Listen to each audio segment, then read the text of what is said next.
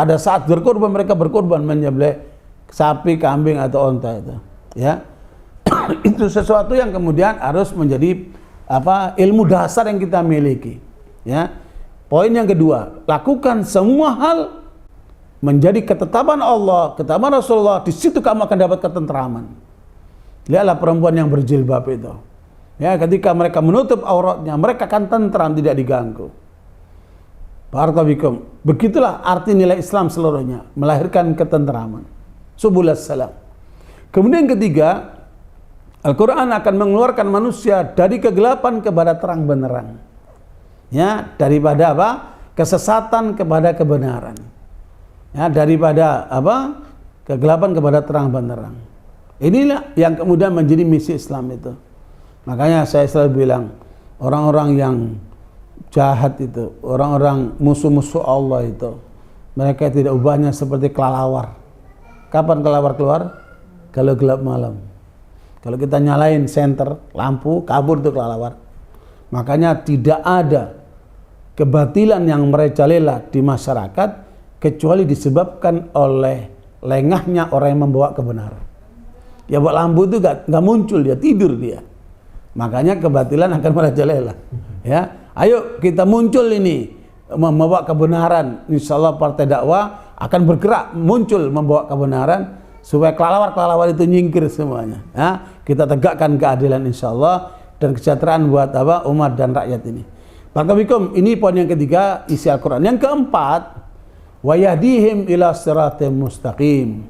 Bahwa isi Al-Quran itu akan senantiasa membawa umat ini menuju jalan yang lurus. Nabi menjelaskan jalan yang lurus itu apa? Ilmu dan amal. Jangan sampai zalim, punya ilmu nggak diamalkan. Jangan sampai bodoh, mau beramal tanpa ilmu, gagal dua-duanya. Nah, dan inilah yang kemudian diperingatkan oleh Nabi SAW dari riwayat Imam Bukhari dan Muslim. La tattabi'unna sanana man kana qablakum shibran bi shibrin wa dira'an bi dira'in hatta law dakhalu juhra dhammin la dakhaltumuh qalu al yahud wan nasara qala faman. Nabi mengatakan kalian umat Islam yang akan datang akan mengikuti jejak umat-umat sebelum kalian. Sejengkal demi sejengkal, sedepa demi sedepa. Kalaupun mereka masuk lubang biawak, kalian akan masuk ke dalamnya. Maka kemudian Nabi ditanya oleh para sahabat, siapakah mereka? Yahudi dan Nasara? Kata Nabi, siapa lagi kalau bukan mereka? Lihat kehidupan umat ini. 95% terjerumus ke dalam riba lewat bank-bank konvensional itu. Riba itu jebakan Yahudi. Lihat itu umat Islam yang mengadakan peringatan hari ulang tahun. Happy birthday to you. Apaan tuh? Ngikuti kaum Nasara, bodoh itu. Kita jangan ikuti yang seperti itu. Umat Islam punya kepribadian sendiri. Ngapain ikut-ikutan seperti itu? Jangan jadi orang bodoh, jangan juga jadi orang zalim. Tapi itulah kenyataan yang terjadi pada umat ini, yang memang harus kita luruskan. Dan meluruskan nggak bisa dengan emosi, harus dengan ilmu. Ya, dan kita tegakkan ilmu itu dengan benar. Nah, itulah 4 hal misi Al-Quran yang harus kita sampaikan kepada umat ini, yang insya Allah semakin kita dalami Al-Quran akan semakin mencerahkan kita untuk menjadi panduan kita di dalam membawa kebenaran di jalan Allah SWT. Nah, poin yang ketiga kata Imam Ahmad adalah Al-Mubayyin, yaitu Nabi Muhammad SAW. Jadi fokus di dalam mendalami Islam itu fokuskan di 3 ini. Ya, pahami itu apa terkait dengan tauhid, pahami itu Al-Quran sebagai firman Allah yang diberikan kepada kita lewat Nabi Muhammad SAW, dan kita mengikuti Nabi Muhammad bagaimana beliau memahami Al-Quran dan mempraktekkan Al-Quran. Ya, karena Nabi Muhammad itu memberikan Al-Quran itu secara global dan kemudian beliau praktekkan dalam sunnah-sunnahnya. Salat di dalam Al-Quran itu global. Ya, aqimis sholata liduluki syamsi ila ghasaqil laili wa Qur'an al-fajr inna Qur'an al-fajri kana masyhuda. Ya, Al-Quran menyuruh kita untuk salat. Bagaimana cara salat? Enggak ada. Itu ada dalam sunnah Nabi SAW. Ya, sallu kama ra'aitumuni usalli, kata Nabi, salatlah kalian sebagaimana kalian melihat aku salat. Ya, dengan demikian maka penjelasan tentang Nabi ini luar biasa. Tidak ada manusia yang tercatat seluruh gerak-geriknya, ya, kecuali seperti Nabi Muhammad SAW. Tidak ada ketemu seperti itu. Makanya Michael the Hart itu menulis 100 tokoh besar dunia yang telah merubah sejarah, itu ditempatkan Nabi Muhammad nomor pertama karena tidak ada manusia sehebat Nabi Muhammad sallallahu alaihi wasallam. Dari 6 sudut, ya, dari sirah nabawiyahnya, kronologis kehidupannya dari mulai lahir sampai wafat.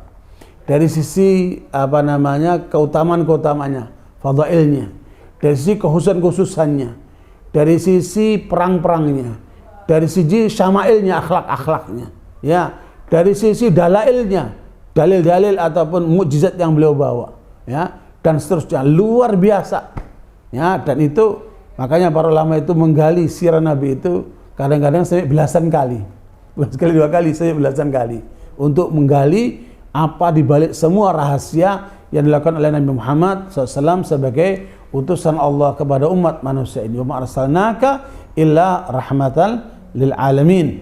Nah, itu poin yang ketiga. Poin yang keempat, al-mustadil, yaitu para ulama yang kemudian mengelaborasi dari mulai sahabat sampai hari ini.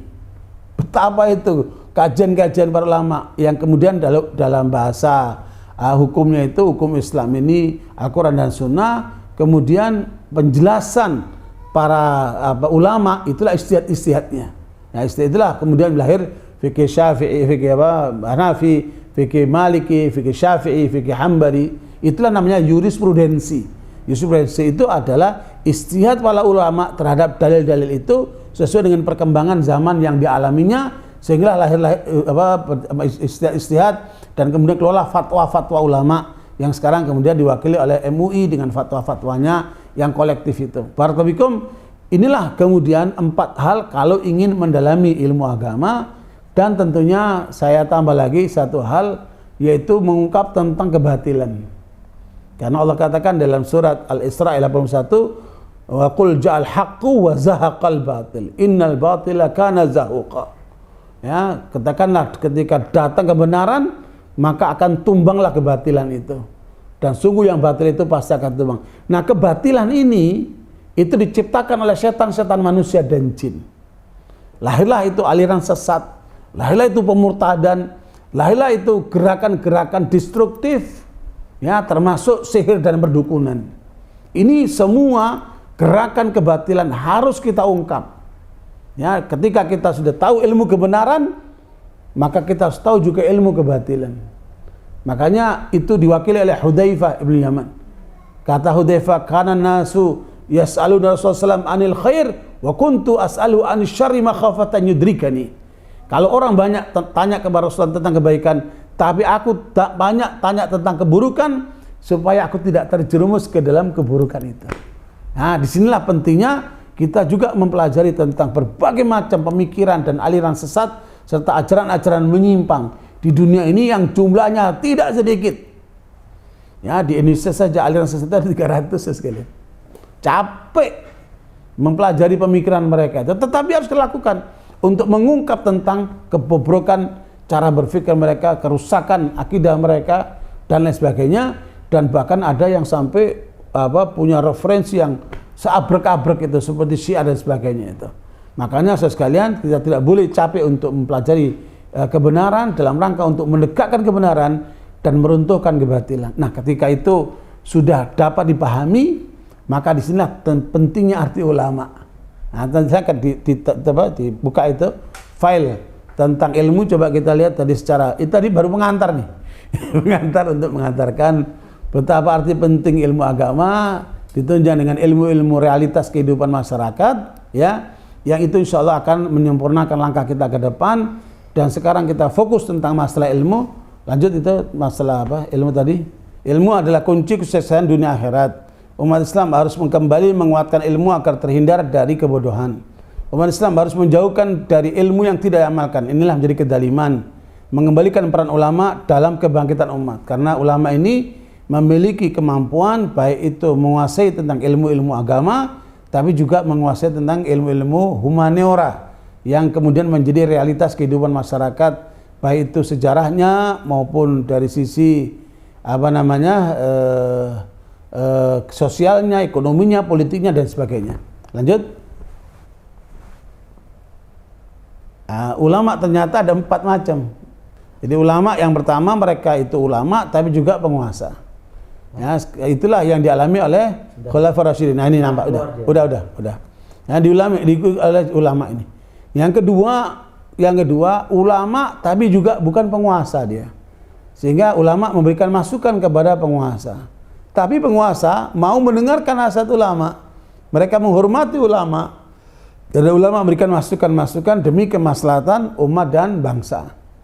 Nah, yang ketiga, ulama yang tidak mau didengar oleh penguasa bahkan dianggap musuh oleh penguasa. Nah, ulama inilah yang kemudian mengalami satu kedaliman seperti dialami oleh Imam Ahmad, Imam Syafi'i dan lain sebagainya karena mereka ulama yang dianggap penghalang bagi penguasa. Ya, sehingga mereka kemudian difitnah, dipojokkan, bahkan dipenjara, bahkan ada yang dibunuh. Nah, kemudian yang keempat, nah ini ulama yang menjadi penyentempel penguasa. Nah, ini yang hina. Nah, ini nama ulama kekuasaan ini, ulama sultan ini. Inilah disebut dengan ulama su'. Ya, ulama yang ingin mencari hanya kebutuhan duniawi atau jabatan atau kedudukan atau popularitas. Ulama-ulama yang salah jalan. Ya, dengan demikian sekalian, inilah yang kemudian perlu kita sadari bagaimana kemudian melahirkan ulama-ulama yang benar, yang paham tentang agama, paham tentang realitas, sekaligus ingin menegakkan kebenaran dan meruntuhkan kebatilan dalam rangka untuk keselamatan umat manusia di dunia sampai di akhirat. Saya kira itu secara ringkas poin-poin yang kemudian bisa kita diskusikan, insyaallah pendalamannya dari para peserta. Silakan, jazakumullah khair.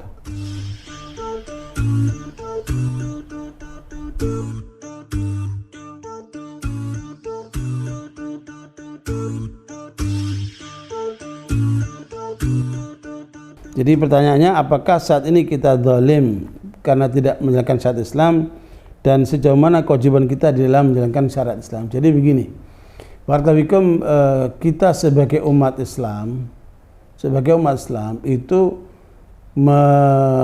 mendapatkan ketetapan dari Allah dalam surat Al-Jathiyah 18. Ya, surat Al-Jathiyah 18 Allah katakan, "Tsumma ja'alnaka 'ala syari'atin minal amri fattabi'ha wa la tattabi' ahwa' alladziina la ya'lamun."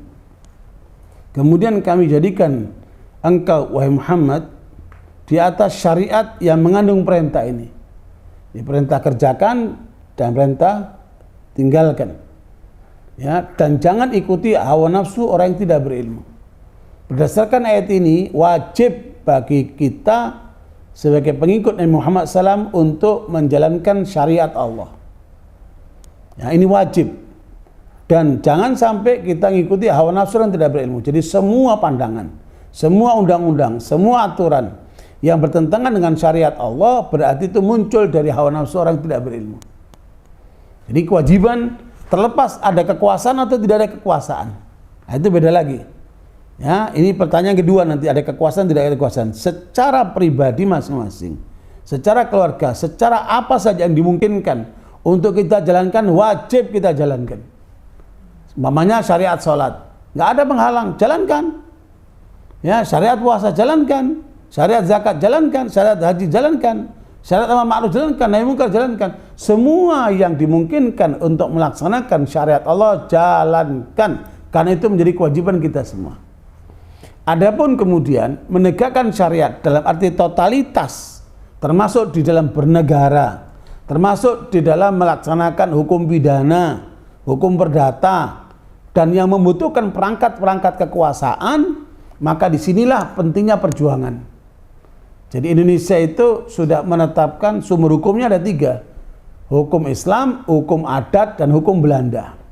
Tetapi justru peraturan hukum yang berlaku di Indonesia itu dominannya ada hukum Belanda. Ya, betapa bodohnya kita itu. Dijajah oleh Belanda 350 tahun, Belandanya sudah pergi dan kita sudah merdeka, tapi hukum Belandanya masih kita pertahankan. Betapa bodohnya kita itu, coba. Dan umat Islam kenapa diem? Kenapa tidak berjuang untuk menggeser nilai-nilai penjajah itu dengan nilai-nilai Islam? Karena kita tahu nilai-nilai Islam tidak akan merugikan siapapun, termasuk non-muslim, tidak perlu takut. Karena memang itu merupakan sesuatu yang dibutuhkan oleh manusia. Allah nggak butuh sama kita, tapi kita manusia butuh sama Allah. Dan aturan Allah dibuat untuk manusia, sehingga itu semuanya bisa melaksanakannya. Karena itu barakallahu, ini menjadi tanggung jawab kita bersama. Ya, meskipun nanti akan ada klasifikasi besar kecilnya tanggung jawab itu. Ya, siapa yang berada di kekuasaan tapi tidak menjalankan, itu tidak akan beda pastinya dengan orang yang tidak punya kekuasaan. Orang yang punya kemampuan untuk menyuarakan kebenaran lewat hukum kah, lewat politik kah, lewat yang lainnya, tapi dia nggak menjalankan, dia akan mengalami dosa atas keteledorannya itu. Seperti itu. Jadi masing-masing akan mendapatkan jawabannya sesuai dengan kapasitas yang dia miliki. Sehingga karena itu di dalam surat surat Al-Imran, ya, surat Al-Imran ayat 104 itu katakan wal takum minkum ummatu yad'una ilal khairi wa ya'muruna bil ma'ruf wa yanhauna 'anil munkar wa ulaika humul muflihun. Harus ada sekelompok orang dari umat ini, enggak semuanya ini kan, berarti apa? Fardu kifayah. Fardu kifayah bagi sebagian orang punya kemampuan untuk terus berjuang, ya, mengajak manusia kepada kebaikan, ke arah syariat Allah, dan menegakkan yang ma'ruf, mencegah yang mungkar. Mereka itulah orang-orang yang sukses. Apakah berhasil atau belum berhasil itu urusan beda lagi. Karena itu kita kembalikan kepada Allah. Yang penting terus kita berusaha untuk bagaimana kita menyuarakan dan menegakkan kebenaran, yang karena Islam itu isinya adalah kebenaran dan keadilan. Ya, Islam itu isinya apa? Wa tammat kalimatu rabbika sidqan wa adla. Seluruh kalimat-kalimat yang ada dalam Islam itu adalah kebenaran dan keadilan. Nah, itulah yang kemudian kita upayakan. Ya, saya sampaikan kepada Pak Jokowi di istana untuk bagaimana beliau menegakkan kebenaran dan keadilan, yang itu berarti menegakkan Islam. Ya, apakah dia jalankan tidak itu terserah urusan dia lah. Yang penting kita nasihati dan ingatkan. Kemudian kita berjuang lewat upaya kita, lewat partai politik, dakwah, bagaimana kemudian kita akan menyuarakan kebenaran dan keadilan itu kepada tataran yang lebih luas dalam struktur politik yang ada di negeri kita. Wallahu alam bisawab.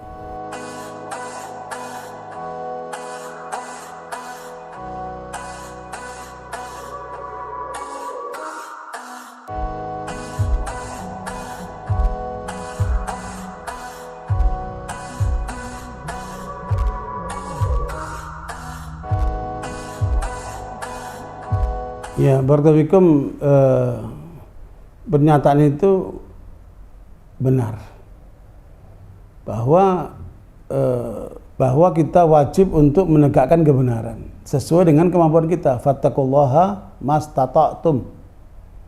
Ya, jadi pernyataan itu pun tidak begitu saja tanpa batasan, tapi harus ada batasan sesuai dengan kemampuan.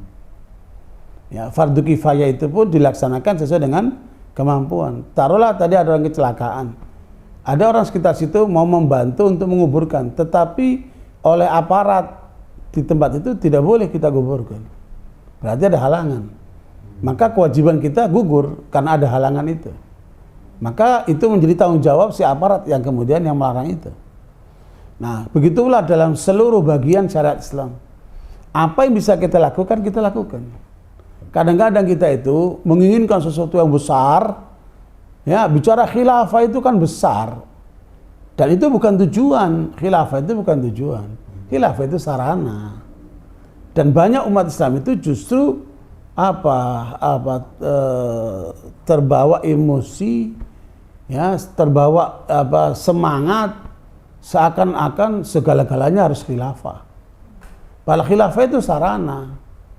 Ya, bagaimana kita bicara sesuatu yang besar sementara yang kecil saja kita nggak jalankan. Kadang-kadang kita tuh lompat gitu. Ya, secara konseptual betul, khilafah itu bagian daripada ajaran Islam, harus kita akui itu. Tidak boleh kita nafikan sebagaimana sebagian orang itu. Hanya saja itu adalah sesuatu ketetapan yang Allah sebutkan di dalam surat Al-Quran, surat An-Nur 55 itu. Wa'adallahu alladziina aamanu minkum wa 'amilus shalihat la yastakhlifannahum fil ard kama istakhlafa alladziina min qablihim. Itu merupakan janji Allah. Istikhlaf namanya itu. Khilafah itu adalah sarananya. Sehingga karenanya saya ditanya oleh seorang apa nih, tidak tahu profesor atau doktor dia. Kalau Ustadz jadi presiden, apakah Ustadz akan menegakkan khilafah? Saya bilang khilafah itu sarana. Apakah nanti pelaksananya dalam bentuk presiden, apakah dalam bentuk kerajaan, apakah dalam bentuk emirat, ya, apakah dalam bentuk khilafah, itu adalah sesuatu yang kemudian menjadi kesepakatan di dalam pelaksanaannya itu. Yang penting pelaksanaan syariat Islamnya itu. Jangan kita terpana oleh sarana sampai lupa kepada isi kandungan utamanya begitu. Jadi kita tentunya berusaha untuk melaksanakan semampu mungkin, karena syariat Islam ini menjadi tanggung jawab kita bersama. Ya, paling tidak tadi ada wal takum minkum, ada sebagian orang untuk melaksanakan wajib fardu kifayahnya. Nah, itu terkait dengan syariat yang bersifat perintah. Ada yang bersifat larangan. Nah, itulah yang kemudian ketika dilanggar jadilah mungkar. Nah, ketika melihat kemungkaran, Rasul mengajarkan kepada kita, man ra'a minkum mungkaran falyughayyiru bi yadihi, fa illam yastati' fa bi lisanihi, wa illam yastati' fa bi qalbihi, wa dzalika ataful iman. Ya, siapa dari kalian melihat kemungkaran, maka apa? Rubahlah dengan tanganmu. Kalau kamu nggak mampu, rubahlah dengan lisanmu. Kalau nggak mampu, minimal dengan apa? Dengan kalbumu. Nah, ini tentunya kembali kepada sesuai dengan kemampuan orang itu, atau sesuai dengan kemampuan umat Islam dalam satu komponen masyarakat yang mereka itu apa yang bisa lakukan, melakukanlah. Yang nggak bisa, suarakanlah. Tapi kalau nggak mampu, ya diam, tapi bukan menyetujui, tetapi dia mengingkari dari hatinya. Sebab yang tadi disampaikan, membenarkan sesuatu yang batil adalah setan yang bisu. Ya, membenarkan sesuatu yang batil adalah setan yang bisu. As-sakitu anil haqqi syaitan akhras. Kita jangan jadi setan yang bisu, makanya ayo kita suarakan. Ayo kita upayakan. Sekarang umpamanya kita di Partai Dakwah Islam, Partai Dakwah Rakyat Indonesia ini sedang berusaha untuk menegakkan syariat Islam dalam bentuk pasar halal. Ayo kita jalankan. Undang-undang membenarkan. Kan? Tetapi kenapa semangat masyarakat kita tidak mengarah ke sana? Semangat para pengusaha kita tidak mengarah ke sana. Semangat para ekonom kita tidak mengarah ke sana. Pengadilan syariat sudah ada. Hotel syariat sudah ada, ya kan? Bank syariah sudah ada, semua dimungkinkan. Tinggal, ayo kita bangun pasar syariah untuk mengangkat ekonomi umat ini. Kita ini punyanya ngeluh aja. Ekonomi ditangani oleh konglomerat lah, begini begitu. Umat ini capek dengan keluhan-keluhan para tokoh itu. Kita butuh solusi. Ayo ini solusi nih. Ayo kita jalankan bersama-sama. Kita dirikan pasar halal online ataupun offline untuk menyalurkan semua produk umat dan umat sebagai konsumennya, sehingga konsumen umat ini tidak diambil oleh pihak lain. Masalahnya di kita itu saling menunggu, udah gitu saling menyalahkan. Ayo kita bergandengan tangan, ya, nggak usah selalu menunggu, kita bergerak, kita berbuat, ya, tutup telinga dulu dengan omongan macam-macam orang itu. Nanti kita buktikan bahwa ini manfaat dan ini memang dibutuhkan oleh umat. Nah, saya kira begitu. Ada upaya-upaya action, bukan cuma teori saja. Wallahu a'lam.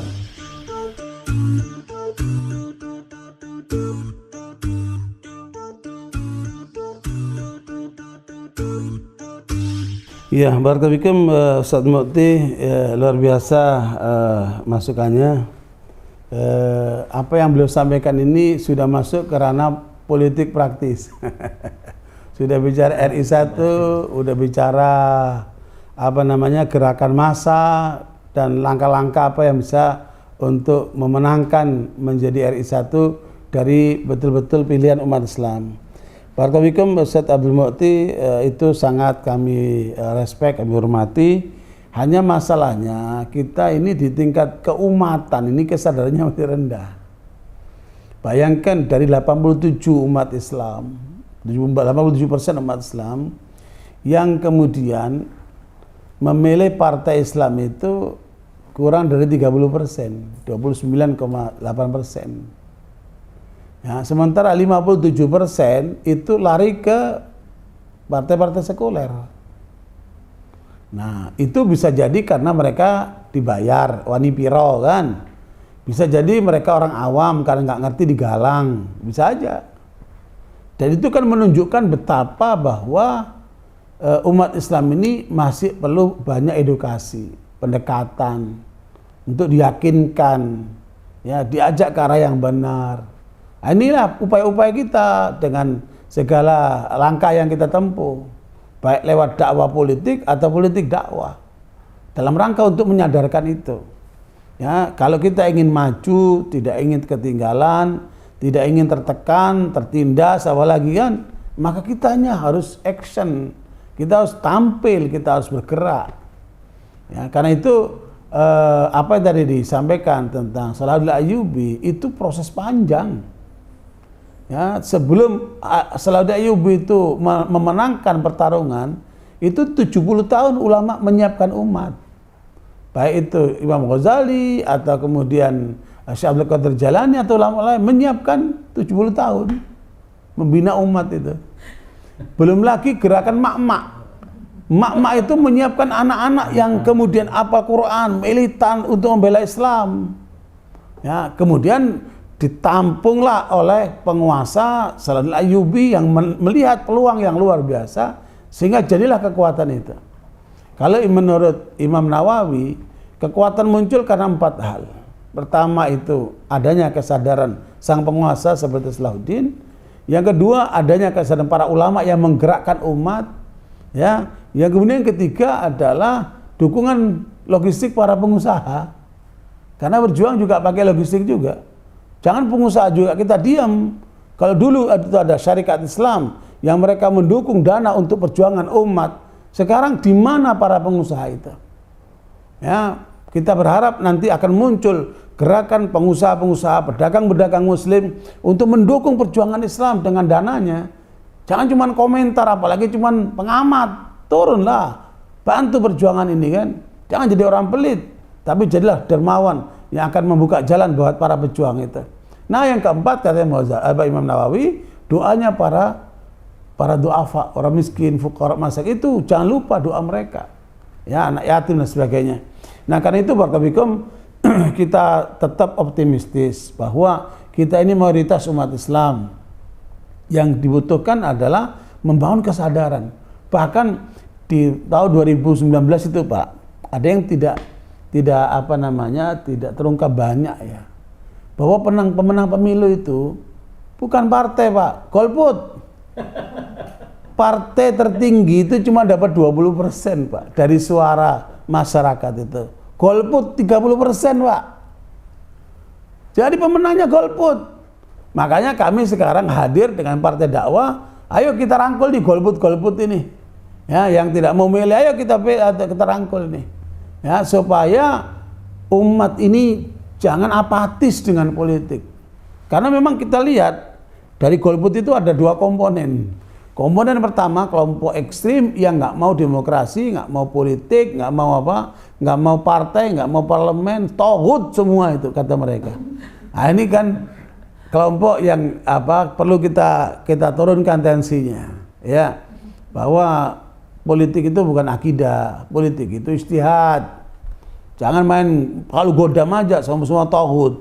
Nah, ini perlu diluruskan juga, tensinya diturunkan itu, ya, supaya suara kamu itu tidak sia-sia nih, dukung ini yang benar nih.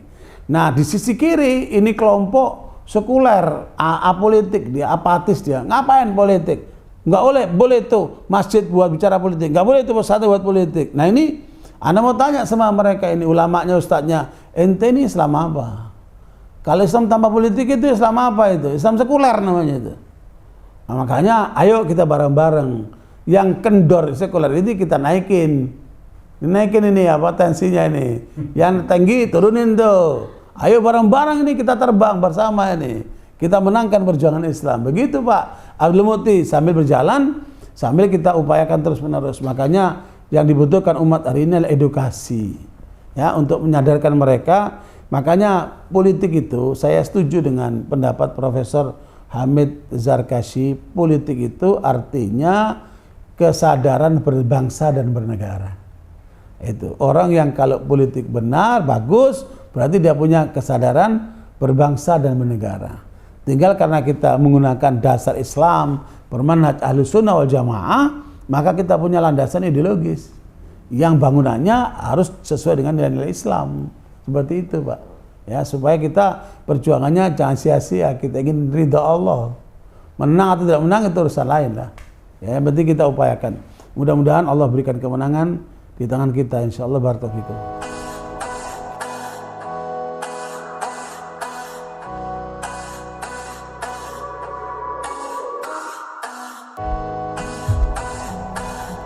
Ya, barakallahu fikum. Sebenarnya buku itu sendiri merupakan jawaban terhadap pertanyaan yang tidak terjawab. Jadi kami mengajukan pertanyaan kepada para tokoh-tokoh umat tingkat nasional. Apa konsep-konsep tuan-tuan untuk memenangkan Islam Indonesia? Nah, ternyata jawabannya sporadis, tidak mendapatkan jawaban yang utuh. Sehingga kami bikinlah buku itu sebagai jawaban atas pertanyaan tidak terjawab itu. Nah, karena itu kita baru berteori kan. Ya, tetapi kita coba gulirkan itu dalam bentuk buku dan ternyata responnya luar biasa. Pernah sampai dibedah, sekali bedah itu 4.000 pesertanya. Sampai bandwidthnya jebol itu sih, hostnya itu kan. Nah, karena itu kita perlu gulirkan terus ini sambil mencari pola yang terbaik sesuai dengan keadaan. Kan ini semua baru teori terus, harapan-harapan. Ya, teori ini kan harus dipraktekkan, diturunkan ke lapangan. Ya, sebagai satu konsep faktual, bukan cuma konsep teoritis kita. Nah, tentunya kalau kita ingin melihat pola yang ditempuh oleh para kalau Rasul dan para sahabat, ada 5. Ada 5 yang harus ditempuh kalau ingin mencapai kejayaan. Yang pertama adalah luzumul jamaah, menyatukan umat. Menyatukan umat ini kan nggak gampang. Polanya seperti apa? Ya, kalau menurut Pak Natsir, polanya itu ada di 3 tempat. Di masjid, di pesantren, dan di perguruan tinggi. Kalau 3 komponen ini dapat disatukan, maka jadilah kekuatan umat. Nah, itu satu pola kan? Nah, menyatukan umat ini kan, apalagi Indonesia yang sangat luas dan besar ini, membutuhkan tenaga banyak. Masjidnya ada 800.000, bahkan lebih. Pesantrennya 32.000, ya kan? Perguruan tingginya Islam itu ada 900 lebih, perguruan tinggi Islam. Nah, bagaimana kita mencapai semua lini itu kan? Nah, ini makanya kita suarakan di tengah umat, lewat buku, lewat kajian-kajian, lewat diskusi-diskusi. Ya, barangkali dari mereka ada yang menyambut, yang mendengarkan, atau kemudian siap untuk terjun, sehingga menjadi kekuatan bersama. Nah, ini kan perlu upaya. 1, menyatukan umat. Yang kedua, memahamkan umat terhadap as-sunnah. Jadi as-sunnah itu bukan cuma poligami, bukan cuma jenggotan, bukan cuma cingkrang. Sunnah itu menjadikan kehidupan kita sesuai dengan apa yang diajarkan oleh Rasulullah SAW. Sehingga mulia. Para pejuang pada perang Uhud itu dikalahkan oleh Allah karena mereka melanggar satu perintah Rasulullah. Bagaimana kalau kita melanggar banyak sunnah Nabi itu kan? Gimana mau menang itu? Ya kan? Makanya ayo kita perbaiki. Ada pentingnya ilmu sunnah kan? Hadirkan itu di tengah umat. Nah, ini banyak orang-orang mengkaji sunnah cuma teoritis. Ya, Sahih Bukhari dipelajari, Sahih Muslim, Sunan Nasa'i, macam-macam, tapi teoritis. Kenapa mereka tidak mendirikan pasar syariah? Kenapa mereka tidak mendirikan kesatuan-kesatuan umat yang berdasar syariah? Paling tidak mendirikan kampung-kampung syariah lah. Contohkan, bukan cuma teori. Nah, ini kan semakin luas, semakin nanti akan disambut oleh banyak pihak, sehingga sunnah ini bisa menjadi sesuatu yang bisa diterima oleh masyarakat. Sekarang ini sunnahnya baru sunnah fikih. Kalau dikerjakan berpahala, kalau nggak dikerjakan nggak dosa. Akhirnya rame-rame meninggalkan sunnah kan, nggak dosa. Nah, ini karena masih pemahamannya pemahaman fikih. Nah, sunnahnya itu jangan sunnah fikih saja, tapi sunnah dalam arti jalan hidup Rasulullah SAW. Itu yang kita hadirkan. Nah, yang ketiga, kaitkan umat ini dengan Al-Quran. Ya, jangan sampai umat ini jauh dari Al-Quran. Baik bacanya, maupun pemahamannya, maupun prakteknya, maupun dakwahnya, maupun hukumnya. Ayo kita suarakan kembali kepada Al-Quran. Hidupkan Al-Quran di dalam diri kita. Lahirkan anak-anak yang hafal Quran. Ya, keluarga yang Qurani, generasi yang Qurani. Ayo kita suarakan terus itu. Sehingga muncullah orang-orang yang pribadinya Qurani. Subhanallah itu kan. Ini yang ketiga. Yang keempat, ya, hidupkan masjid-masjid, makmurkan masjid-masjid sebagai pusat peradaban Islam. Jangan seperti sekarang, masjid cuma buat sholat atau sebatas taklim, tapi setelah itu tutup. Masjid itu adalah pusat peradaban Islam, pusat pertemuan umat Islam, pusat musyawarah umat Islam, pusat pendidikan umat Islam, pusat untuk menghadapi kekuatan lawan di situ. Jadi satu bangunan yang utuh. Makanya tagline kita adalah kita bangkit dari masjid. Ya, dari masjid kita bangkit. Ini satu yang kemudian kita bangkitkan umat. Ayo, bukan dari kantor, bukan dari partai, bukan dari ormas, bukan dari, kita bangkit dari masjid. Karena masjid itu milik kita itu. Dan itu sudah berada di mana-mana masjid itu. Tinggal bagaimana memakmurkannya, mengisinya. Seperti itu. Nah, kalau itu kemudian terjadi gerakan umat, para pemudanya dari masjid keluarnya, Allah akan berkahi kehidupan dan kemenangan itu. Nah, yang kelima, jihad fisabilillah dalam arti berjuang totalitas. Yang di politik, yang di ekonomi, yang di pendidikan, yang di dakwah. Kita totalitas berjuang untuk memenangkan Islam. Kalau 5 hal ini yang dipraktikkan oleh para sahabat itu kita jalankan, saya yakin akan terjadi perubahan besar pada umat ini. Contohnya sistem kita ini sudah rusak, semuanya pakai duit, ya kan? Saya sudah menyampaikan kepada Menkumham bahwa kenapa harus dibikin kantor-kantor yang berbiaya mahal? Kan kita sekarang sudah dunianya dunia IT, laptop itu sudah bisa di kantor, ya kan? Kenapa kita harus sewa kantor segala macam? Itu yang bikin mahal, sehingga ditunggangilah oleh oligarki, oleh mereka yang punya uang, sehingga mereka berternaklah itu calon-calon penguasa itu. Di situ terjadi kerusakan. Makanya kita contohkan ini partai dakwah, partai akhirat, nggak pakai duit. Kita jalan tanpa duit ini. Mudah-mudahan Allah berikan pertolongan. Nanti mungkin ada ibu-ibu kaya atau bapak-bapak yang kaya dukung kita, sudah lebih laju lagi jalannya kan. Kita jalanin aja. Ya, kita penting bangun kesadaran umat, kepercayaan umat, dan terus saja berjuang di jalan Allah. Allah bukakan insya Allah. Nah, karena itu saudara sekalian, ini adalah bagian daripada perjuangan yang harus kita lakukan, dan itu sekedar contoh saja dari pola yang pernah dibangun oleh para sahabat sehingga terbangunlah peradaban Islam yang bisa mengalahkan Parsi dan Romawi, dan sampailah Islam ke negeri kita tanpa perang. Dahsyat. Ya, makanya kalau kita ikuti pertemuan-pertemuan ulama tingkat dunia, sebenarnya mereka berharap kebangkitan Islam itu dari Indonesia, dari kamu dari bangsa Melayu ini kan. Tapi kalau lihat kenyataannya hari ini, kelihatan jauh banget nih. Kenapa? Ada 65% umat Islam yang tidak bisa baca Quran. Ya, kemudian kemiskinan itu ada di tengah umat Islam. Menurut data resmi 27 juta. Tapi ada yang mengangkat sampai 150 juta dengan adanya pandemi ini. Luar biasa ini. Ya, di tingkat politik luar biasa ancur-ancurannya. Semua pakai duit, wani piro. Nah, coba kita perbaiki semua sistem itu kan. Semua langkah yang terjadi di masyarakat ini. Dan nggak usah saling menyalahkan. Ayo kita bangun dengan solusi. Bukan cuma dengan mengeluh, bukan cuma dengan salah menyalahkan, bukan cuma lempar isu saja. Ayo kita bangun dengan solusi. Islam itu solusi.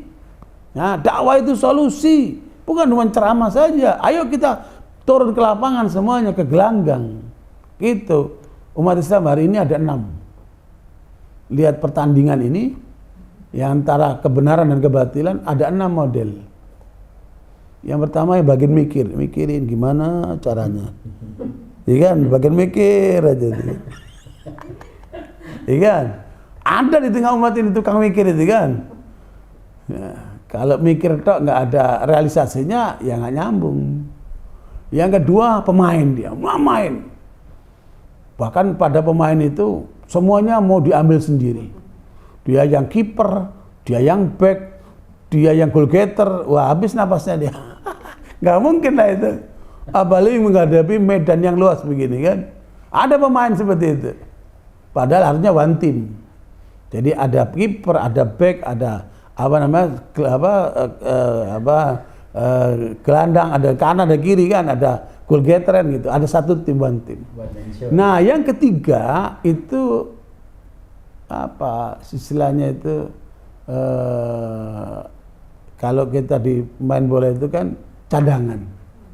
Nah, cadangan inilah penuntut-penuntut ilmu itu sedang mencari perguruan tinggi di pesantren di mana dia nunggu giliran. Nah, ini penuntut-penuntut ilmu ini sedang menunggu giliran dia. Jadi sebagai cadangan. Tapi belum main dia. Cadangan saja dia. Enggak tahu kalau cadangannya seumur hidup kan, aneh juga itu kan. Enggak pernah main itu kan. Nah, kemudian yang keempat, penonton. Wah, sorak-sorak. Oh, pantas sama Jo, masuk gede. Dia ya namanya penonton, bagian sorak-sorak lah. Nah, yang kelima enggak ikut nonton dia. Lebih banyak lagi tuh. Pokoknya yang penting makan. Yang penting hidup, ya kan? Ah, itu jenisnya lebih banyak lagi jumlah itu. Sudah nggak lihat pertandingan dia. Nah, yang keenam itu pengamat. Harusnya begini, harusnya begitu. Harusnya melulu, tapi dia nggak pernah mencontohin karena dia pengamat. Ya, dia nggak tahu susahnya main kan. Yang namanya pengamat. Nah, di tengah umat ini ada 6 jenis ini. Kira-kira posisi menghadap Allah Subhanahu wa taala. Itu paling pokok, ya. Fattaqullaha mastata'tum. Bertakwalah kepada Allah semampunya, ya, dan jangan jadi pemain yang mengambil bola semuanya, ya, pasti habis tenagamu, habis napasmu, dan juga tidak akan bisa mengalahkan musuhmu, karena musuh-musuhmu itu terorganisir dan berlapis-lapis gitu, ya, dan ini harus kita sadari. Barakallahu fikum.